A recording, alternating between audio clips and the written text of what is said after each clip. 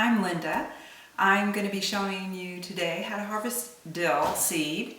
I did not find actually anything on YouTube to do this, and so I thought I would create a short video on it.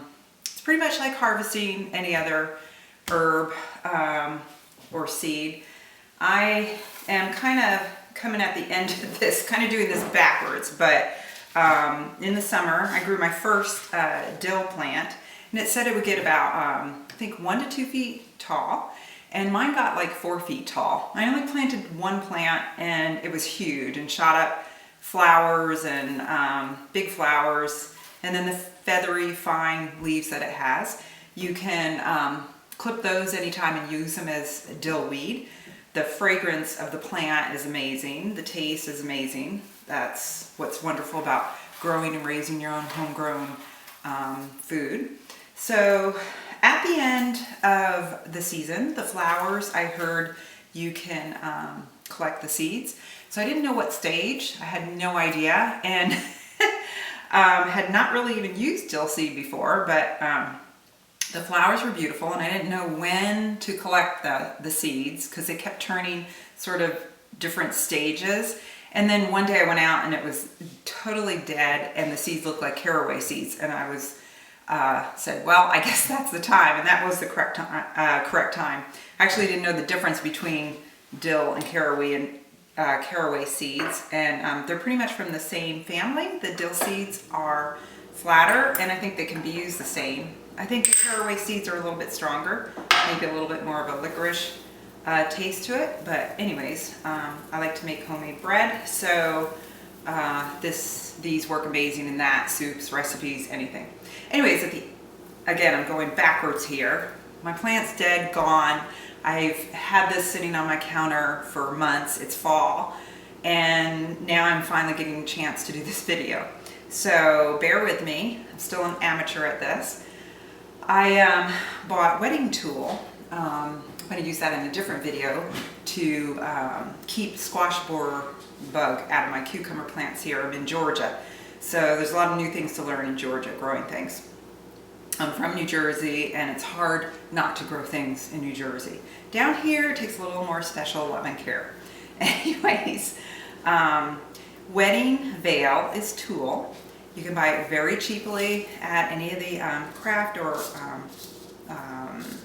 fabric stores, and by the yard. Once I saw the flower went to seed, I didn't have time to harvest it, so I wrapped it in tulle because I didn't want to lose them, all the seeds. Some were falling off, some still weren't in seed form, so I wasn't quite sure what to do. So I wrapped tulle around it, and I just used some, I'm going to forget the name of these. The clothing clips. I'll think of it later. All I can think of right now is paper clip. Anyways, to clip the tulle around the whole upper plant. So I took off the top 2 feet of the plant, the flower part, which goes into seeds. And here it is. It was big, beautiful flowers. This smells amazing. And my favorite method is paper plate. Any of my herbs, most of other herbs like rosemary, thyme, Greek oregano I love to use. I hang them up in a dry place, and then when they're dry, I just rub them off onto a paper plate. Anyways, these you just rub off also. I let this, I didn't hang it up inside at all to dry. It dried naturally outside, and again, the tool kept all the seeds intact. Most of them are still on the flowers here, and it just dried naturally, including out in the rain. It was perfectly fine for several months. It took me a long time to do this. So anyways, I'm just rubbing off as many seeds as I can here, just to show you. Got a good amount there. The kind of really fine hair-like, not really a stem, even finer than that, kind of come off with the seed. It's hard to get all those out. unless you're really fussy, particular. I mean, I guess you can hold it and just grab each seed individually. That would take a long time.